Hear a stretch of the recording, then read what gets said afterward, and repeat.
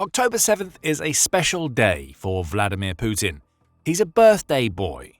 We can only imagine the revelry in the Kremlin as the cake is cut, then tasted by 3 people before Putin eats it to ensure it isn't poisoned. And Russia's leader would surely have hoped for a very special present as he turns 73 years old. Ukraine gave him the most explosive gift a Russian authoritarian could ask for.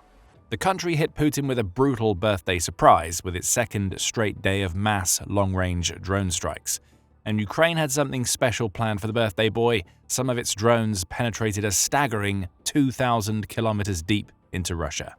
The Kyiv Post reports that Ukraine's massive drone assault took place overnight on October 7th, with the headline target being the Russian city of Tyumen. Putin would have never expected that Ukraine could hit this city when he launched his Ukraine invasion. It's around 2,000 kilometers, or about 1,240 miles away from Ukraine's border.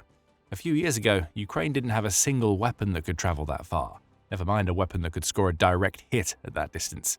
But a lot has changed since Putin was in his late 60s. Ukraine now has several weapons that are capable of doing the job. Drones were the present of choice for Putin's birthday, and Ukraine used them to strike several targets throughout Russia. In Tyumen, the target was an oil refinery that the Moscow Times says is capable of processing around 9 million tons of crude oil per year. That crude is turned into usable oil-based products, including diesel and gasoline, that Russia needs for everything from fueling its military to raising money to keep Putin's war going. How successful Ukraine was with the Tyumen strike is up for debate. Russia wants the rest of the world to believe that Ukraine's drones didn't manage to hit the refinery in question. In a Telegram post, the Tyumen Oblast Government Information Center claimed that air defenses shot down everything that Ukraine sent into the city on Putin's birthday. 3 UAVs were detected and neutralized on the premises of a company in the Antipino micro-district of Tyumen, the post claims, before adding, "Reports of the UAV detection were received this evening. All emergency services responded to the scene. The prompt actions of the emergency services prevented the drones from detonating. There were no injuries. There were no explosions or fires. All businesses in the area are operating normally and have not stopped operations." So that's the end of that then, right? Ukraine tried to deliver an explosive birthday present to another of Russia's oil refineries, only for its drones to be shot out of the sky. There's even Telegram footage, shared by a local Telegram channel, that shows the emergency vehicles that the Tyumen Oblast Government Information Center says were sent out. However, there are a few things that don't add up here. For one, the Kyiv Post reports that several Tyumen residents claim that they heard a pair of explosions near the Tyumen refinery. These could have been explosions caused by Russia shooting down Ukraine's drones. However, if you were paying attention to the Tyumen Oblast Government Information Center's report on the situation, you may have picked up on this little tidbit. There were no explosions or fires. If there were no explosions, why are residents of Tyumen claiming that they heard 2 explosions? If Russia had shot down Ukraine's drones, you would assume it would be more than happy to claim that any explosions heard were simply the drones' payloads detonating under Russian anti-air fire. But the Tyumen government specifically said that there were no explosions, which contradicts what residents of the city are saying. More suspicions are aroused by the Kyiv Post adding that several Tyumen residents have reported temporary problems with their mobile and internet connections in the immediate aftermath of the Ukraine strike. This is a fairly common tactic for Russia whenever Ukraine sends drones into its territory. The Financial Times says that internet connections just so happen to cut out in drone-affected regions, which seems to be part of a Russian policy designed to prevent residents of those regions from sharing videos on social media. Russia's shutdowns are extensive enough to disable cash registers, prevent buses from validating transport cards, and of course, prevent access to social media platforms like Telegram. The number of mobile data outages hit more than 2,000 in July and August, more than triple the level in June, according to data from Nasvyazi, a Russian technical support project, reports the Financial Times. Russia claims that these shutdowns are necessary to aid the country's defense against Ukraine's drones. The real reason is that Russia doesn't want anybody inside Russia to communicate what is really happening when those drones reach their targets. Internet shutdowns in Tyumen in the wake of Ukraine sending drones 2,000 kilometers for Putin's birthday imply that something happened that Russia's authorities don't want the world to see. Could that something have been a direct hit on Tyumen's oil refinery? We can't say for sure, though there is one man who claims that the real version of events is different from the one that Russia is trying to present. That man is the head of Ukraine's counter-disinformation center, Andriy Kovalenko. He also took to Telegram in the wake of the Tyumen strike, and he had a very simple message to share. "Things have gotten bad for the Antipsk refinery in Tyumen," Kovalenko says. Its design capacity is 9 million tons of crude oil per year. Now, this isn't a direct confirmation that Ukraine's drones actually circumvented Tyumen's air defenses and hit their target. However, things getting bad for Tyumen's refinery at least suggests that Ukraine was far more successful in delivering its birthday present to Putin than Russia would have us believe. One final piece of potential evidence that Ukraine managed to score a hit on Tyumen's oil refinery comes from the Excelenova Plus Telegram channel. It shares an image simply labeled, "The consequences of the explosion in Tyumen at the refinery." The picture shows what appears to be a destroyed wall, though we can't see much damage beyond that. Perhaps Ukraine didn't do as much damage as it would have liked in Tyumen, but if Excelenova's photograph is accurate, at least one of its drones found its mark. We'll likely have to wait a little longer for more information about what really happened in Tyumen on the night of October 7th. What we do know is that the headline-grabbing 2,000-kilometer strike wasn't the only one that Ukraine attempted to mark Putin's birthday. The Moscow Times reports that Russia's defense ministry reported that Ukraine deployed over 200 drones on October 7th, with at least 30 of them heading toward the Nizhny Novgorod region that is east of Russia's capital of Moscow. That region's governor, Gleb Nikitin, says that the majority of these drones were shot down above an industrial zone in the town of Dzержinsk. Nikitin claims that Ukraine failed to cause damage with these drones. Some debris landed on the premises of one enterprise, but no significant harm was caused to industrial infrastructure. The Moscow Times reports the regional governor as stating on Telegram. Ukraine, again, has a different story. While the October 7th attack on Dzержinsk may not have been successful, a separate strike conducted a day earlier was. On October 6th, Ukraine's general staff claimed that it managed to score a direct hit on the YM Sverdlov explosives factory in Dzержinsk, suggesting that the October 7th assault was a follow-up designed to wipe the remnants of the factory off the map. The facility was targeted because it's a major producer of high explosives including RDX and HMX, which Russia uses in several of its weapons. There's more. Ukraine's long-range drones also attacked the Voronezh region, which is in Russia's southeast. The Moscow Times reports that the region's governor, Alexander Gusev, issued the same sort of claims that Russia handled the incoming threat as his counterparts elsewhere in the country. Air defenses downed 17 of Ukraine's drones, Gusev claimed, though debris from some managed to damage the windows of a heating plant in Voronezh. But another contradiction arises. A little later on October 7th, Rosenergoatom, which is Russia's state-owned operator of nuclear power plants, took to Telegram to claim that Ukraine could have caused a lot more damage than it did. Ukraine's drones didn't target a heating plant. They almost hit a critical component of a nuclear facility. The Ukrainian Armed Forces combat drone attempted to attack a cooling tower at the Novovoronezh nuclear power plant, Rosenergoatom's post claims.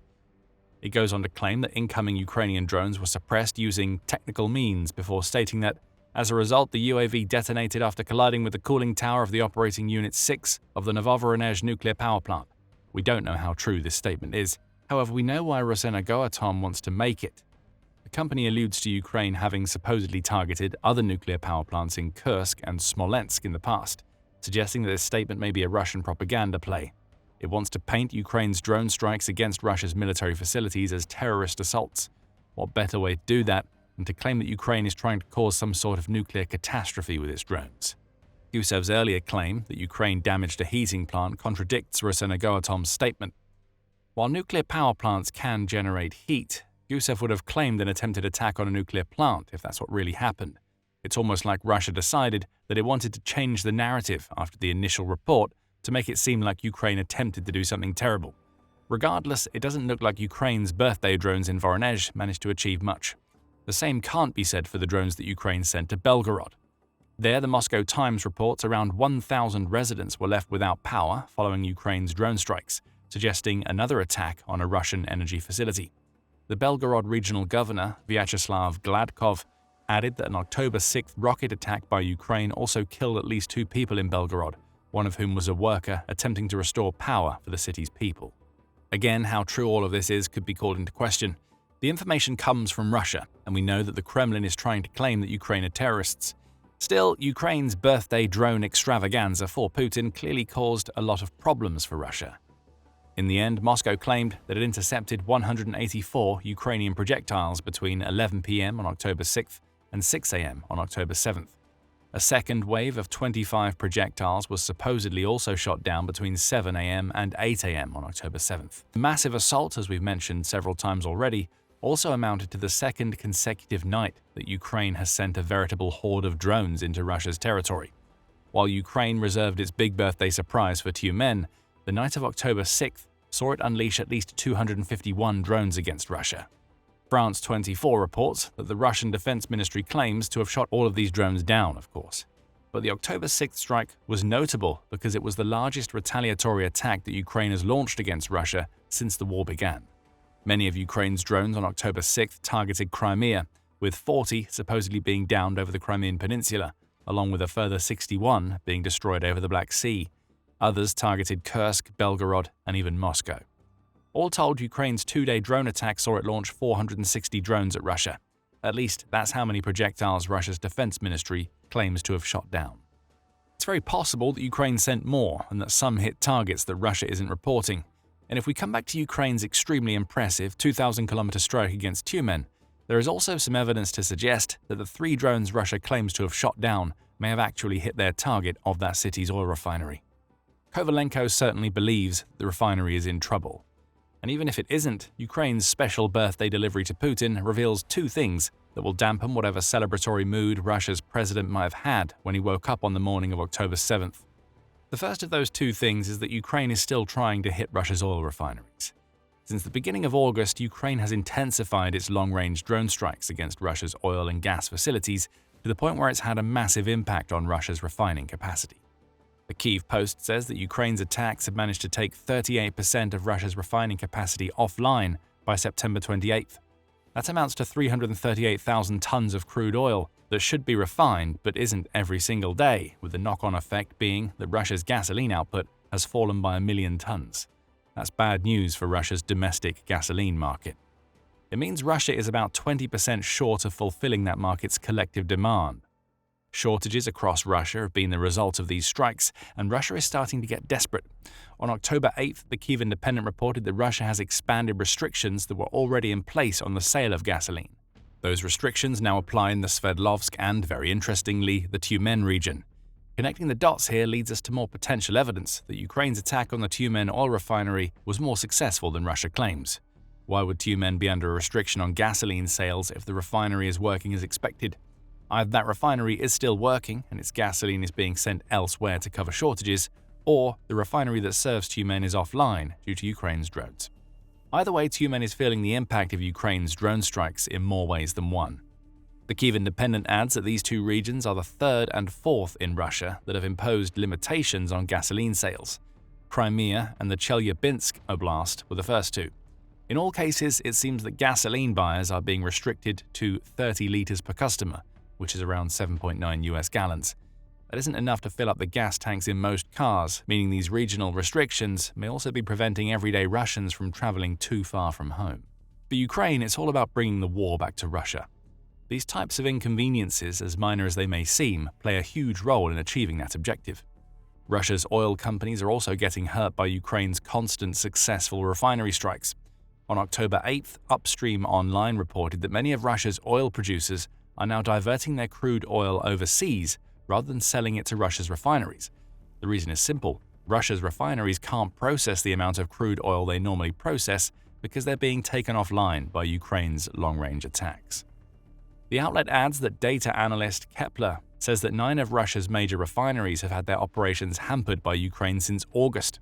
In October, Ukraine's strikes are expected to take up to 500,000 barrels of Russian refining out of commission per day, which builds on the 380,000 barrels per day that are already offline. In other words, it's only going to get worse for Russia's refineries. Now, Russia's crude oil producers are jumping from the domestic ship and selling to overseas buyers because they can't sell at home. These crude oil sales don't generate as much money as refined oil sales. Plus, more crude oil leaving Russia means less crude oil for Russia to refine. Even if it manages to get its refineries back online, Russia may end up dealing with supply line issues as its crude manufacturers take their time switching back to domestic sales. Again, we still can't confirm that the 2,000-kilometer Tyumen strike actually took that region's refinery offline. But if it did, Ukraine just made a problem that Putin doesn't want to be dealing with even worse. Putin's 73rd birthday bash was made even worse by the sheer intensity of Ukraine's 2-day series of strikes all across Russia. 460 projectiles in 2 days are nothing to sniff at, and it sends a message to Putin that the already impressive number of long-range drones Ukraine has sent into Russia during 2025 is only going to get higher. The days leading up to Putin's birthday also saw Russia's leader get hit with several rounds of bad news, suggesting that Ukraine is only going to be hitting Russia harder from here on out. On October 2nd, Reuters reported that the US is going to start providing Ukraine with intelligence that will make it even easier for Ukraine to hit long-range energy targets inside Russia. The outlet adds that the US is also asking its NATO allies to do the same, meaning there will soon be an influx of information into Ukraine that could make its long-range strikes more precise as well as more intense. Volume plus intelligence means very bad things for Putin. The US move is believed to be the first major policy change that US President Donald Trump has approved since he began hardening his stance on Russia, and it also comes as the US considers whether to say yes to a request to provide Tomahawk cruise missiles to Ukraine. Those missiles have a maximum range of 2,500 kilometers, which is around 1,550 miles. Tyumen may find itself being hit by weapons that can cause far more damage than a handful of drones if the US approves this Tomahawk request and starts providing intelligence that helps Ukraine use them. On October 3rd, Forbes also reported that Ukraine has intensified its strikes against Russian trains, with a particular focus on those that are shipping oil to troops on the front lines. Beyond taking out refined oil at its source, Ukraine is also trying to hit gasoline and diesel supplies while they're in transit. Trains are a smart target for Ukraine to focus on, as Forbes explains. Despite their importance, Russian trains are inherently vulnerable to Ukrainian drone strikes, Forbes says. Trains in general are easy drone targets since they are large targets that follow linear routes along fixed tracks. Train routes and schedules can often be deduced through open-source intelligence. Who knows? If the US can add even more intelligence to what Ukraine gathers from open sources, we may soon be reporting on train strikes as much as we are reporting on Ukraine's refinery attacks. To add insult to this litany of injuries, Ukrainian President Volodymyr Zelensky has also implied that Ukraine is now using its new long-range non-drone weapons against Russia. Speaking about several video clips that are doing the rounds on social media, Zelensky only had this to say: "From those fragments that are on social networks, you can see where drones were used and where non-drones were used. Are non-drones Ukraine's new missiles?" Ukraine's president wouldn't say much more than that, but as Ukraine's long-range assaults intensify, it seems that Putin can expect far more firepower to head Russia's way in the weeks and months that follow the big birthday surprise Ukraine delivered on October 7th. The Flamingo is going to be among those new weapons. Ukraine just unleashed the Flamingo missile and Russia was powerless to stop it. Find out more in our video and remember to subscribe to The Military Show if you want to see more coverage of Ukraine's long-range strikes against Russia. And thank you as always for watching.